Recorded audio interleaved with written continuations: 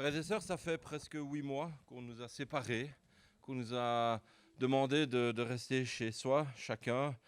C'est à peu près 8 mois que l'on vit le culte derrière un petit écran. Et aujourd'hui, on peut être assemblés les uns avec les autres. Et Dieu nous précède en ce lieu et il nous accueille.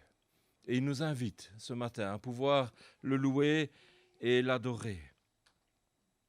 Les paroles de ce cantique, j'aurais envie de dire, est-ce qu'elle ne nous retrace pas un peu ces derniers mois, cette dernière année, où nous avons dit, on a soif de Dieu, on a soif d'être dans la présence de Dieu, on a soif d'être les uns avec les autres. Et j'espère que pour chacun d'entre nous, nous avons pu dire chaque jour à chaque heure, j'ai besoin de toi. Viens Jésus et demeure auprès de moi. Et pour moi en tout cas, c'est une certitude, il est resté là à mes côtés. Il ne m'a pas abandonné, il ne nous a pas abandonnés pendant cette année difficile.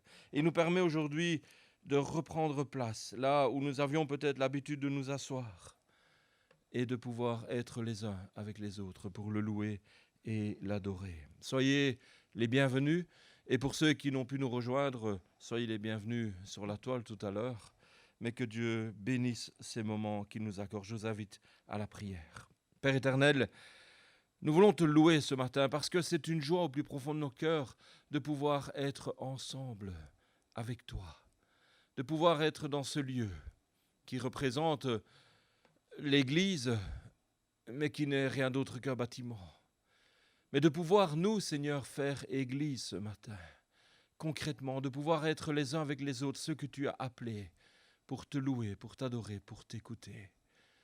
Nous voulons t'apporter notre reconnaissance ce matin de nous avoir gardés durant toute cette année, durant ces mois de séparation, de nous avoir prouvé encore de diverses manières ta présence à nos côtés. Merci Seigneur parce que nous avons pu te dire on a besoin de toi et tu as toujours répondu je suis là. Nous voulons te louer, t'adorer ce matin et se remettre à toi dans le bon nom de Jésus-Christ. Amen. Dans l'Évangile selon Luc au chapitre 14, nous lisons les versets 16 à 24. Et Jésus lui répondit, un homme donna un grand repas. Et il invita beaucoup de gens. À l'heure du repas, il envoya son serviteur dire aux conviés, venez car tout est déjà prêt. Mais tous, unanimement, se mirent à s'excuser. Le premier lui dit, oh, j'ai acheté un champ et je suis obligé d'aller le voir, excuse-moi, je te prie. Un autre dit, j'ai acheté 5 paires de bœufs et je vais les essayer, excuse-moi, je te prie. Un autre dit, je viens de me marier et c'est pourquoi je ne puis aller. Le serviteur, de retour, rapporta ces choses à son maître. Alors le maître de la maison, irrité, dit à son serviteur, va promptement dans les places et dans les rues de la ville et amène ici les pauvres, les estropiés, les aveugles et les boiteux. Le serviteur dit, maître, ce que tu as ordonné a été fait et il y a encore de la place. Et le maître dit au serviteur, va dans les chemins et le long des haies, et ceux que tu trouveras, contrains-les d'entrer, afin que ma maison soit remplie. Car je vous l'ai dit, aucun de ces hommes qui avaient été invités ne goûtera de mon souper. Ce matin, Dieu nous a invités à retrouver le chemin de l'Église. Et rassurez-vous, je ne vais pas condamner ceux qui ne sont pas là ce matin. Chacun a son cœur, chacun a ses raisons, et Dieu connaît nos cœurs et nos raisons. Mais il nous fait cette invitation de pouvoir être à son festin en quelque sorte. Et nous avons répondu présent. Qui sait, sommes-nous peut-être de ces pauvres, de ces estropiés, de ces aveugles, de ces boiteux?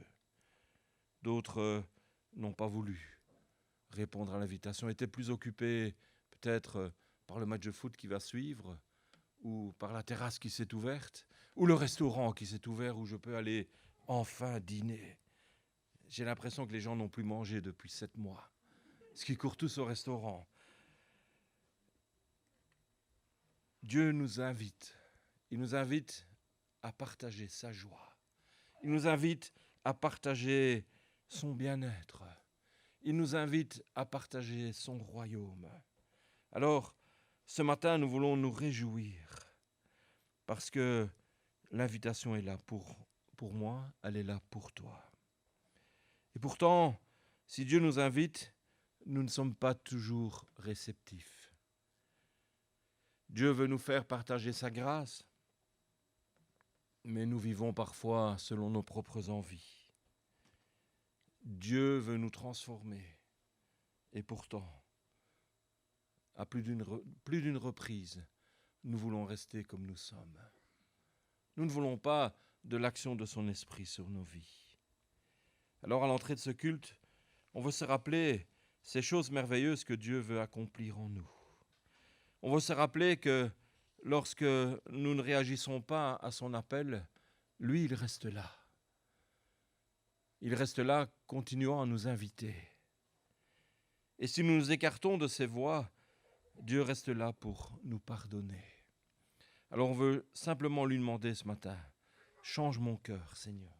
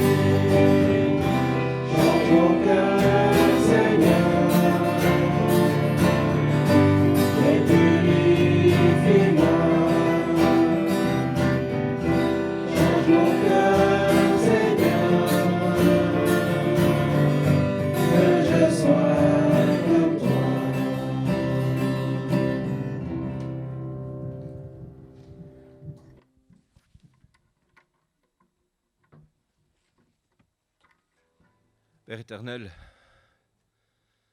ton amour est une réalité pour chacun d'entre nous. Dans ton amour, tu nous as apporté le pardon dans la personne de ton Fils. Tu nous as apporté une vie nouvelle en lui. Cette vie dont tu veux nous faire part. Mais tu vois que bien souvent, Seigneur, nous sommes guidés par notre vieille vie. Et n'avons pas envie de celle que tu nous proposes. N'avons pas envie que tu nous transformes. N'avons pas envie que tu nous changes selon ta volonté. Et nous voulons te demander pardon pour cela. Et avec les paroles de ce cantique, nous voulons te dire, change mon cœur, Seigneur. Transforme-moi. Permets-moi de voir en toi un Père qui m'aime, un Père qui veut mon bien, un Père qui veut que je puisse m'épanouir. Merci encore pour cet amour qui est le tien et que tu déverses sur nos vies. Amen.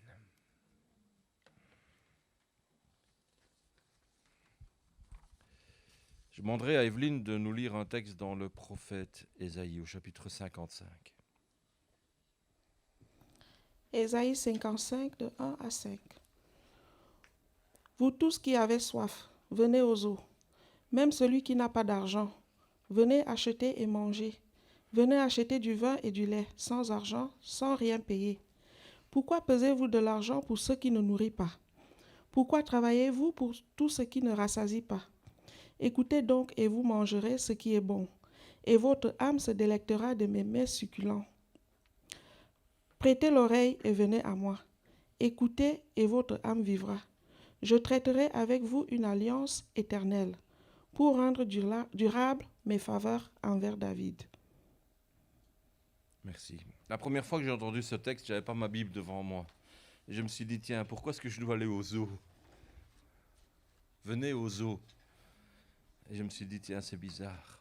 Alors j'ai vite pris ma Bible et j'ai commencé à lire. Venez aux eaux. À cette eau que Dieu nous donne. Pas le zoo, Z-O-O, mais l'eau, E-A-U. Cette eau dont Dieu veut m'abreuver. Combien de fois dans notre vie n'allons-nous pas essayer de chercher ce dont nous n'avons pas besoin? D'être parfois dans l'opulence, alors qu'on pourrait se contenter de ce qu'on a. Combien de fois dans notre vie n'avons-nous pas entendu ou n'avons-nous pas dit nous-mêmes, mais combien ça coûte? Combien ça coûte pour venir à Dieu? Combien ça coûte pour profiter de ce qu'il m'offre? Les gens s'imaginent que pour avoir la vie éternelle, il faut faire quelque chose, il faut acheter quelque chose, il faut payer. Et Dieu nous dit, pas besoin d'argent, pas besoin d'argent. Je veux des cœurs. Je veux vous combler de ma grâce. Je veux vous donner tous ces mets succulents dont vous avez besoin, dont vous avez envie peut-être. Ils sont là, il vous suffit de les prendre. Prêtez l'oreille, venez à moi, écoutez, et votre âme vivra. Je traiterai avec vous une alliance éternelle pour rendre durable mes faveurs envers David. Or certains diront ce texte s'adresse à Israël, mais nous sommes co-héritiers de la promesse par la foi en Jésus-Christ. Et Dieu nous dit, je vais traiter avec toi une alliance éternelle. Je veux te donner cette vie. Je veux te donner ce dont tu as besoin. Alors ce matin, on veut entrer dans l'adoration et la louange. Nous voulons louer le Seigneur ce matin avec 3 cantiques. Nous voulons le célébrer, bénir son nom et lui dire simplement que nous l'aimons. Je vous invite à faire résonner vos voix pour rendre gloire à l'Éternel.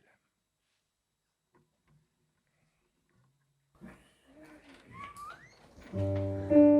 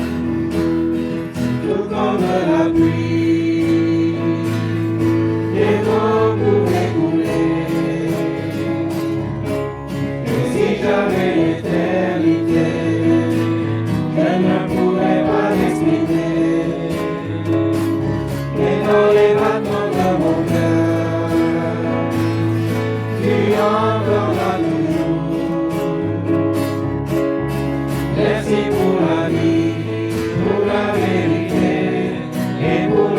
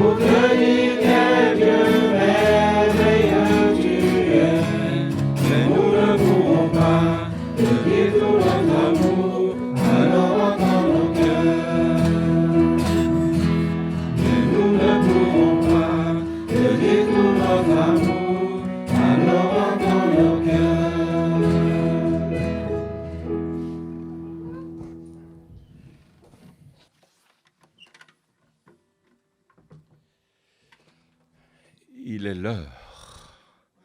Le marchand de sable est passé. Non, il est l'heure pour les enfants d'aller à leurs activités.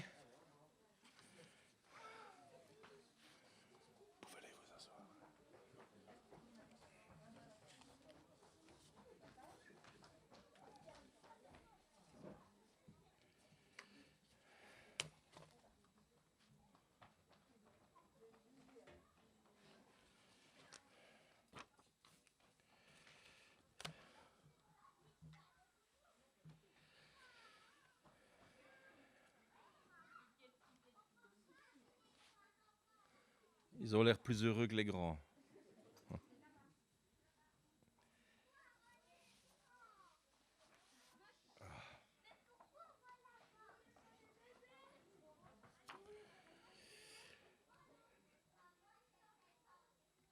Dans l'épître de Paul aux Éphésiens, au chapitre 2, nous lisons les versets 17 à 22.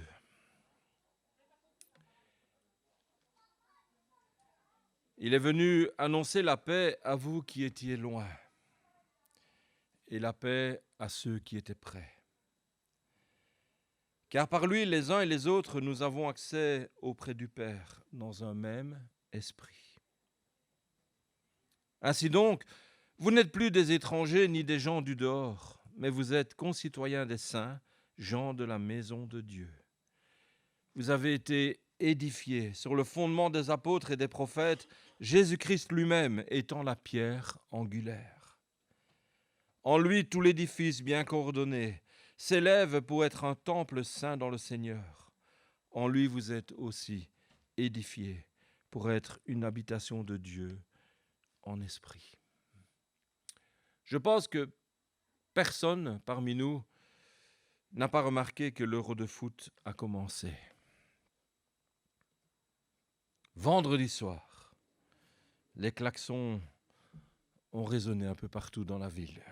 Nos frères italiens ont pris le temps de pousser sur leurs klaxons, de sortir leur belle voiture et d'en profiter pour faire du bruit.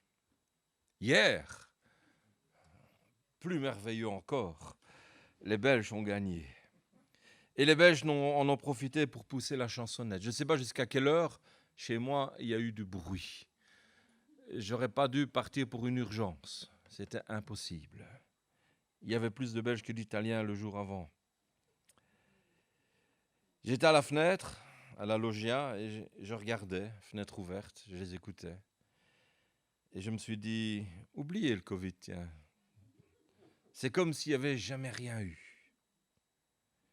Cela faisait peur d'un côté, parce qu'on se dit, les gens vont aller festoyer, et puis ils vont oublier toutes les règles de précaution dont on nous demande encore de tenir compte. Mais d'un autre côté, ça faisait plaisir de voir les gens prendre un peu de bon temps. Et je me suis posé la question alors, allons-nous rencontrer la même joie chez les chrétiens demain ? Allons-nous rencontrer cette même joie dans l'Église, parmi le peuple de Dieu? La joie de retrouver le lieu de culte, la joie de pouvoir revivre un temps ensemble. En ce dimanche dont le thème fil conducteur du culte est l'invitation, Paul nous invite à réfléchir sur ce qu'est l'Église.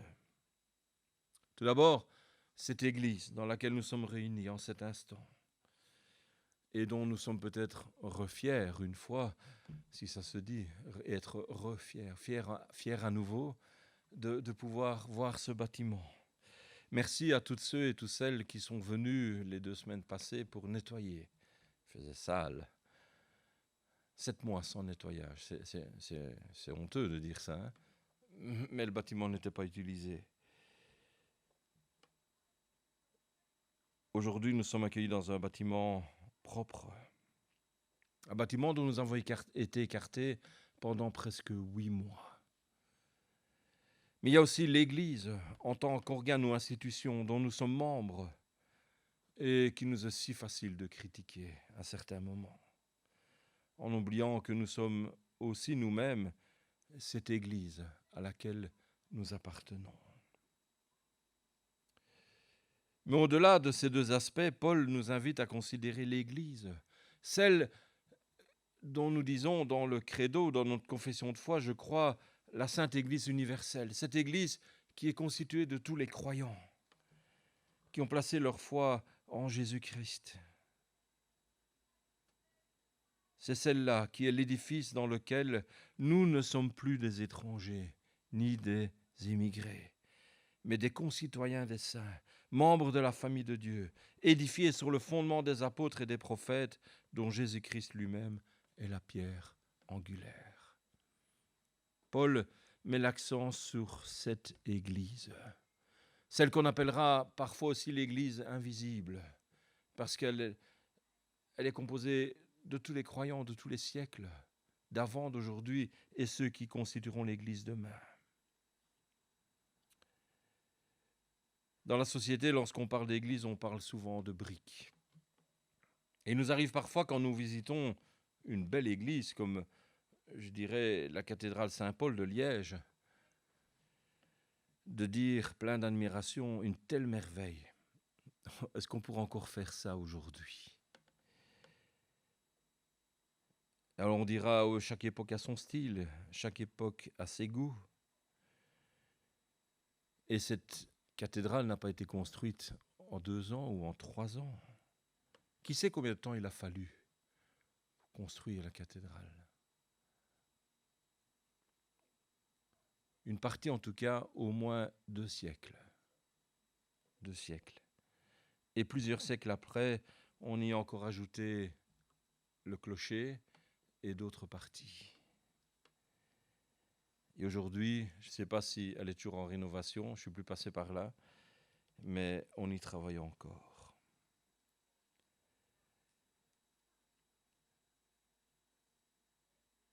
On peut se dire, tiens, si on nous donnait autant d'années, qu'aurions-nous pu faire de ce bâtiment? Encore mieux, certainement. Si on compare notre époque à celle des cathédrales, on va vite se rendre compte que ce n'est pas seulement une question de temps ou de délai de construction qui fait la différence, mais qu'il s'agit avant tout de foi, de conviction et d'empressement des gens à faire des dons, sinon des sacrifices. Lorsque vous lisez un peu les histoires concernant les cathédrales, on retrouve cette histoire d'un architecte qui était engagé tellement dans son projet pour construire une cathédrale qu'un jour, il vendit son cheval pour payer une facture urgente. Et il termina son travail en circulant simplement à pied. Il avait cette notion de sacrifice, de don, pour faire avancer l'œuvre à laquelle il s'était engagé. Je pense que nous avons connu un peu cela lors de nos aménagements de nos locaux. S'il n'y avait pas eu la foi, s'il n'y avait pas eu la conviction, s'il n'y avait pas eu l'empressement des frères et des sœurs, je pense que nous ne serions pas ici aujourd'hui. Donc on a vécu à notre façon un peu la construction de notre cathédrale, avec nos moyens, mais avec nos engagements. Foi, conviction, esprit de sacrifice. Et l'apôtre Paul lui parle d'édifices, d'habitations, de fondements, de pierres maîtresses, de pierres angulaires, de temples saints de Dieu. Et ce n'est qu'une image, ce n'est qu'une parabole de ce qu'est l'Église de Jésus-Christ en réalité. Et comme je l'ai dit tout à l'heure à l'entrée du culte, l'Église, c'est l'ensemble des personnes qui se rassemblent à l'invitation de Dieu. Ceux que Dieu appelle à être les uns avec les autres, pour l'écouter, pour lui rendre gloire, pour l'adorer.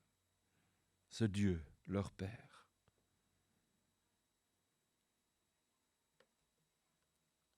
Le mot grec utilisé pour église, ecclésia, a donné en français église, et ne signifie rien d'autre qu'une assemblée, un ensemble de personnes. L'Église, c'est donc l'assemblée des personnes, de quelque origine qu'elles soient, que Jésus-Christ, le Fils de Dieu, a réconcilié avec le Père, en leur offrant la paix avec Dieu. Voilà, frères et sœurs, en Jésus-Christ, nous ne sommes pas seulement rassemblés dans une église, dans un bâtiment, mais nous sommes église, vous et moi. Nous formons ce corps, cet édifice que Dieu a mis en place dans la personne et grâce à Jésus-Christ. Chacun d'entre nous, chacun et chacune d'entre nous sommes membres de cette famille de Dieu, du moins je l'espère, dans laquelle nous avons été intégrés par Jésus lui-même, comme des pierres de taille, sont intégrées dans une construction, et dans laquelle nous sommes aussi maintenus par lui. C'est lui qui nous tient unis les uns aux autres, lui qui est la pierre angulaire.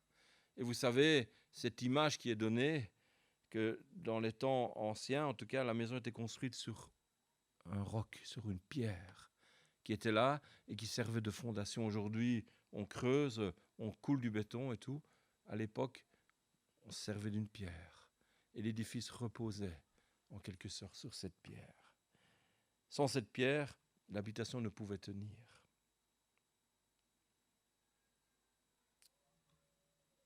Des pierres taillées. Et je trouvais cette phrase, qui est un vieux dicton des tailleurs de pierre, qui est peut-être aussi valable pour l'Église aujourd'hui.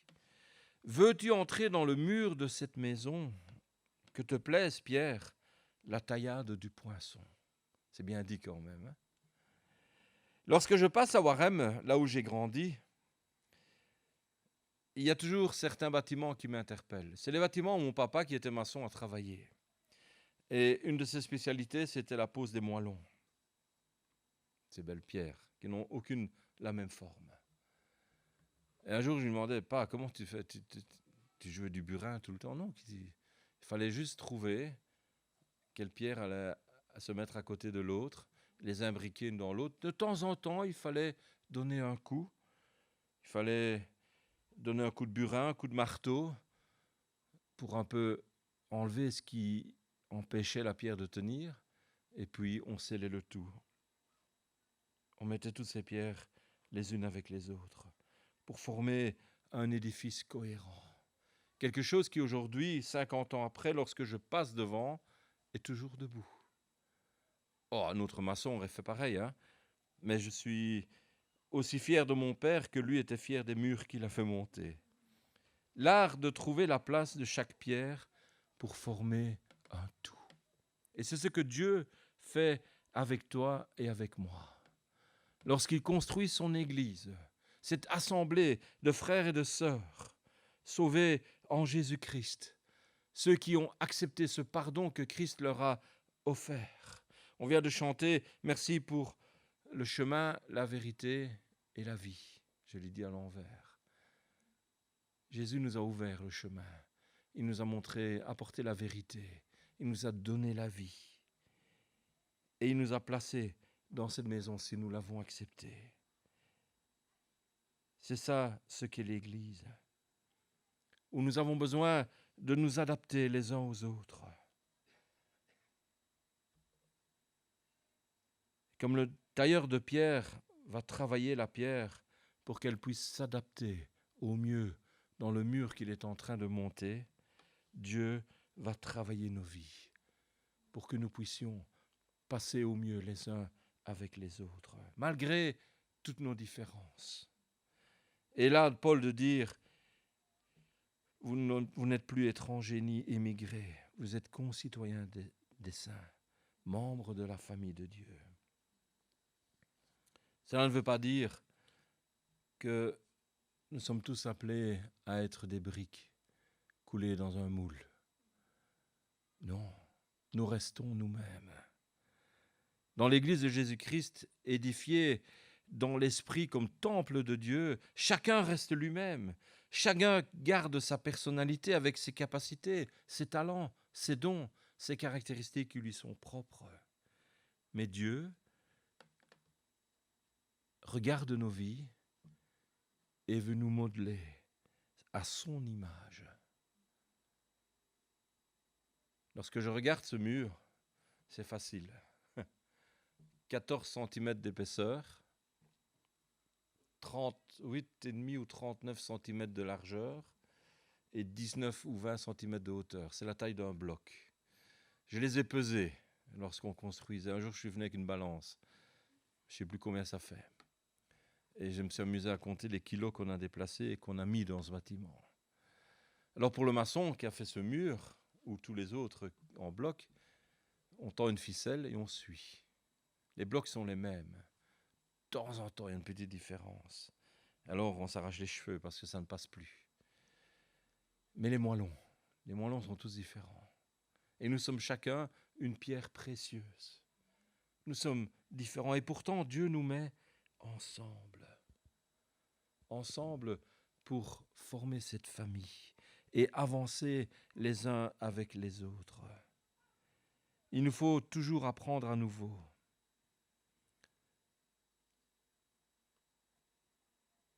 Comment entrer dans cette famille avec nos capacités, avec nos dons, avec notre temps, avec notre argent, et tout cela pour se mettre au service de Jésus-Christ et de son Église. Et cela commence où? Dans l'Église locale à laquelle nous nous identifions. Un théologien un peu blagueur écrivait un jour dans un hebdomadaire protestant que l'on pourrait classer les chrétiens en deux catégories. Il y avait les chrétiens chats miaou, et les chrétiens chiens. Wow, wow. Les uns, dit-il, sont comme les chats. Ils sont fidèles à la maison de leur maître. Ces chrétiens sont fidèles au lieu de culte de leur paroisse.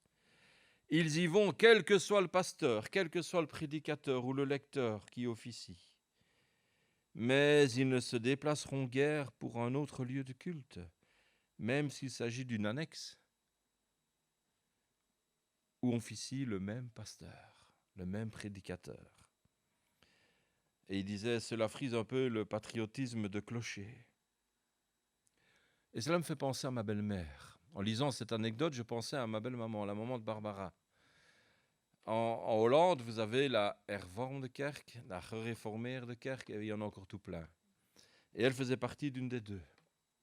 Puis l'église vieillissante, l'association a décidé de vendre le bâtiment. C'est devenu un loft, un appartement et je ne sais pas quoi. Donc l'église a fermé. Et l'église a été jumelée avec l'autre église de la petite ville, mais qui n'avait pas la même dénomination. C'était un calvaire pour avoir ma belle-mère dans l'autre bâtiment. Alors qu'elle chantait à la chorale, elle avait une superbe voix, elle pouvait vraiment faire des trucs agréables et tout. Eh ben, ça a été un calvaire pour elle le reste de sa vie d'aller dans cette église. C'était pas son église, c'était un chrétien chat. Elle était fidèle à sa paroisse, au bâtiment. Et elle n'a jamais pu comprendre que c'était aussi intéressant de pouvoir aller louer le Seigneur de l'autre côté. Et puis il y a les chrétiens chiens. Ils sont fidèles à qui eux? Au bâtiment, non, ils sont fidèles à leur maître. Ils ont choisi. Ces chrétiens sont attachés à leur pasteur ou à leur prédicateur. Il peut, lorsqu'ils arrivent à l'église et se rendent compte que le pasteur n'est pas là, il peut leur arriver de faire demi-tour. Et je sais qu'il y en a un peu parmi nous qui ont agi comme ça, de temps à autre. Fut un temps où on affichait la liste des présidents et des prédicateurs à l'église. Et un jour, j'avais remarqué qu'il y a des dimanches, il y avait moins de monde. Et je me suis dit, mais pourquoi? Et j'ai posé la question. Ah mais pasteur, c'est pas toi qui prêchais. Oh, je dis, mais c'est fini. On n'affiche plus le tour de présidence. Que ce soit X ou Y qui amène la parole, je pense que cette parole reste inspirée de Dieu et nous sommes là pour aller l'écouter. Et en tout cas, essayer de vivre en conséquence. Le chrétien qui blaffe, celui qui est fidèle à son pasteur, qui peut faire demi-tour devant la porte.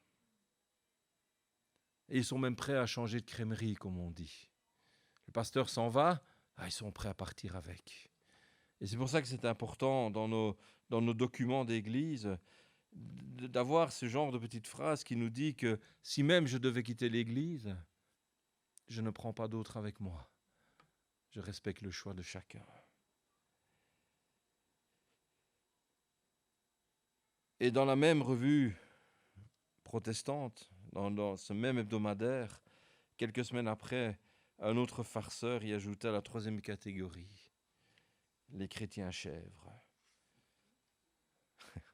Chèvres, mais qui se nourrissent là où la nourriture leur plaît le mieux. Peu importe l'endroit ou peu importe le prédicateur. Ceux qui vont au grand magasin lorsque la promo est intéressante. Ils n'ont pas une marque préférée, mais ils vont là où ça les arrange. Alors ces comparaisons avec des animaux domestiques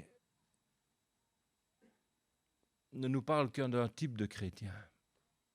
Un chrétien consommateur, un chrétien qui vient pour lui, un chrétien qui vient chercher ce dont il a besoin, qui va le chercher à gauche, à droite, chez son fidèle serviteur ou maître, ou dans sa belle église. Des gens qui vont là où cela leur convient, qui ne cherchent que ce qui leur plaît.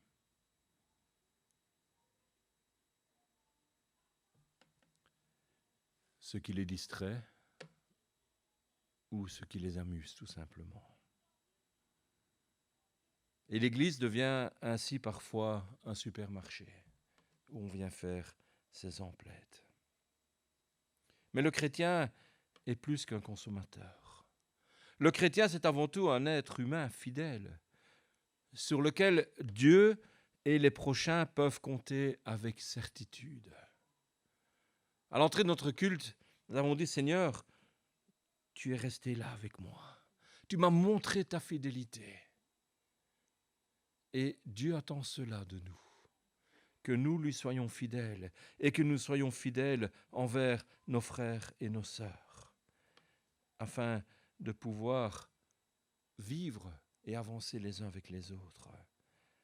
Un chrétien, c'est un disciple de Jésus-Christ qui sait que son maître lui demande dans le sermon de la montagne d'être sel de la terre et lumière du monde. Alors je peux connaître Jésus, mais si je ne laisse pas autour de moi son odeur, si je ne laisse pas autour de moi l'image de ce qu'il est, si je ne suis pas sel de la terre et lumière du monde, puis-je dire que je suis disciple de Jésus? La pandémie nous a bloqués dans notre croissance d'Église. La pandémie nous a stoppés dans nos projets. Plusieurs choses s'étaient mises en place. Formation leçon de vie spirituelle, LVS. Formation en soirée ou en week-end pour ceux qui veulent aller plus loin dans la parole de Dieu. Nos groupes de maison qui ont été arrêtés. On n'a plus eu le temps d'aller dans la parole ensemble parce que nous avons continué à aller dans la parole, je l'espère, chacun chez soi. L'Église n'a plus pu avoir ce témoignage vers l'extérieur. Mais notre vie de disciple a dû continuer. Et aujourd'hui, Dieu nous interpelle. Tu es disciple de Jésus-Christ. Il est ton maître et il veut que tu continues à être ce sel de la terre et cette lumière du monde.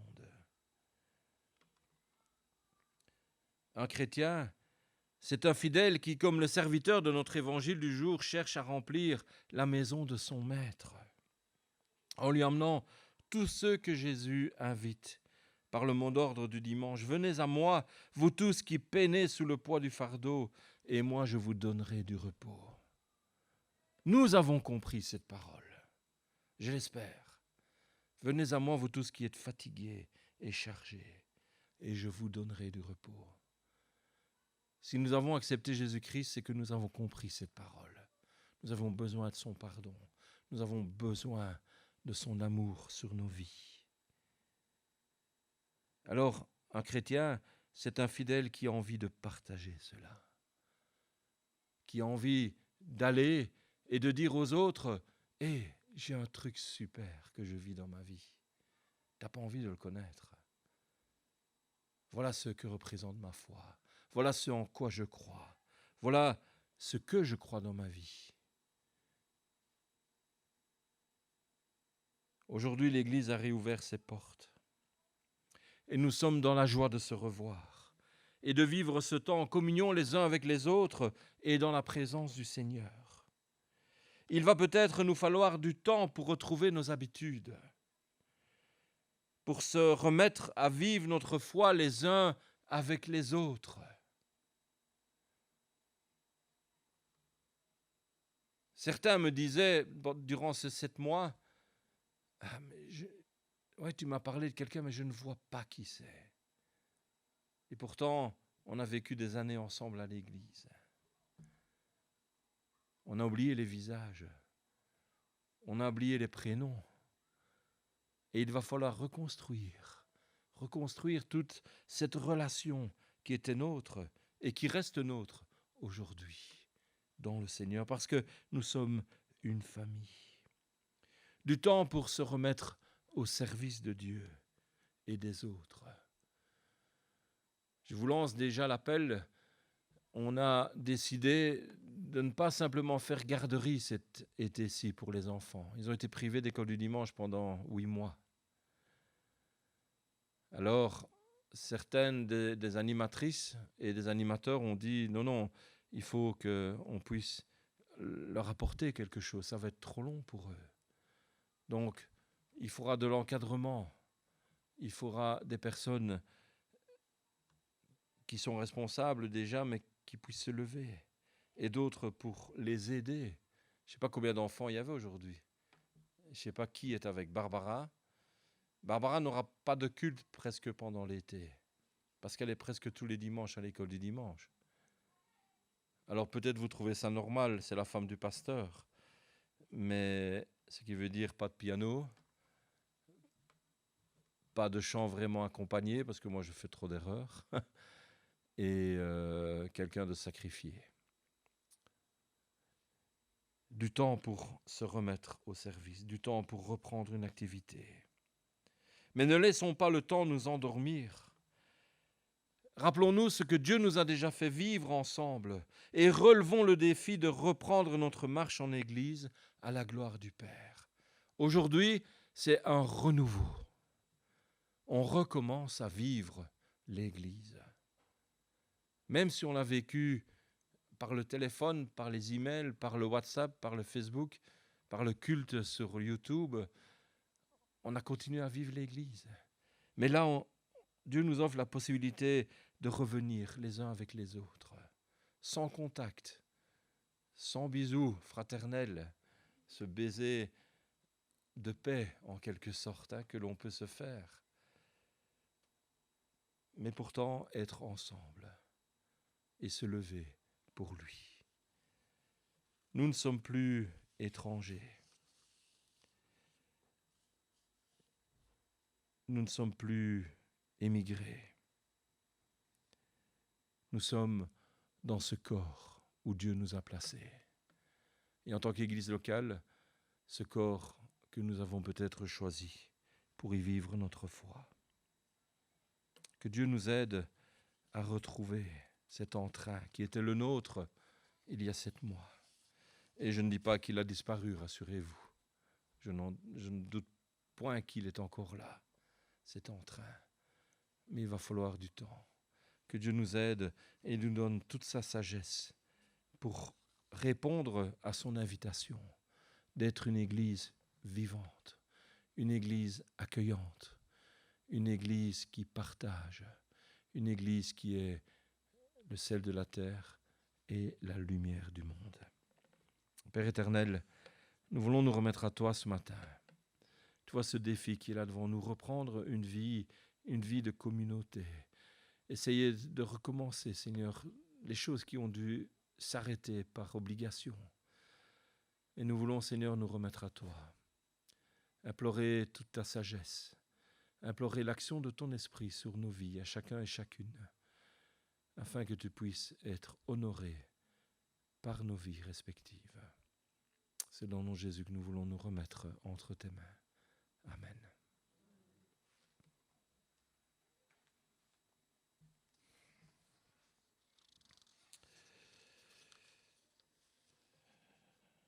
On se donne rendez-vous dimanche prochain pour un culte ensemble. Et on espère que d'ici les semaines qui viennent, les règles vont encore s'assouplir un petit peu. On veut souhaiter un joyeux anniversaire à ceux qui ont leur anniversaire cette semaine. Il y a Martin le 17, il y a Bernard le 15. Et aujourd'hui, il se cache derrière le poteau. Il y a Fabrice. Alors Fabrice, il tourne, je peux le dire, un demi-siècle aujourd'hui. Oh, le vieux. Fabrice, un joyeux anniversaire à toi et aux autres en tout cas. Et que Dieu vous comble vraiment de sa grâce, de toutes les merveilles qu'il peut vous donner et faire de vous. Et sachez qu'il est là, à vos côtés, et veut avancer avec vous. Vous dire aussi que dans les semaines qui viennent, je pense que dans 2 semaines, Bernard, prépare ton maillot de bain. Dans 2 semaines, on aura le baptême de Bernard. Et puis, pour les membres d'église, vous avez reçu normalement votre convocation par la poste. J'espère que les timbres ont marché. Et alors, c'est que la poste ne respecte pas ses délais. Mais ça arrivera lundi. Avec bulletin de vote, 2 autres candidats au baptême. Et on aura d'autres cultes de baptême dans le courant du mois de juillet, selon les votes de l'Assemblée d'église qui se fait sur papier. Voilà, donc je vous préviens déjà que le baptistère va tourner, mais on ne peut baptiser qu'une personne par dimanche, sinon il faut changer l'eau à chaque fois, sauf si c'est la même famille. Donc on veut respecter ces consignes aussi, mais ne plus faire attendre ceux qui attendent. Bernard attend depuis 1 an pour son baptême. T'as de la patience, frère. C'est bien. Voilà, on veut terminer ce culte avec un dernier cantique. Je ne sais pas où sont mes chantres. Ils sont là, ils se cachent.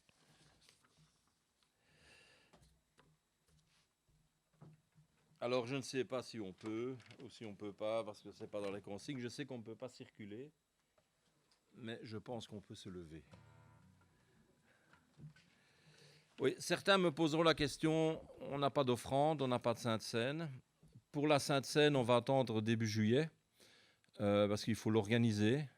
Il faut pouvoir donner le pain séparément à chacun et avoir assez de petits gobelets. Et pour l'offrande, il est déconseillé de passer avec le manchon aussi. Donc, il y a toujours la boîte sur la table à la sortie où vous pouvez déposer votre offrande que vous avez mise à part pour honorer le Seigneur.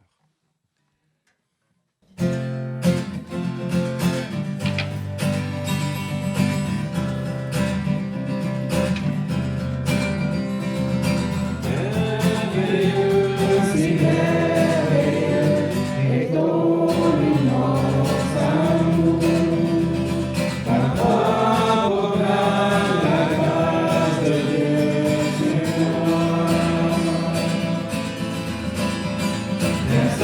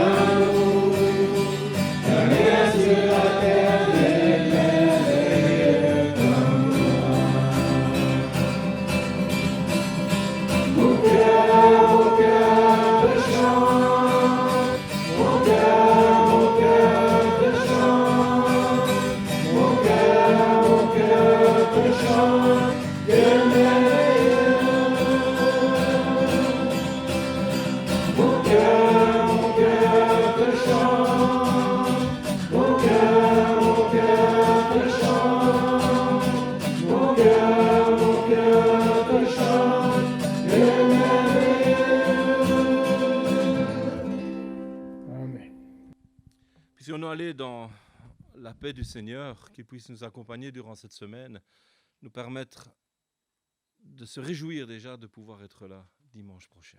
Amen.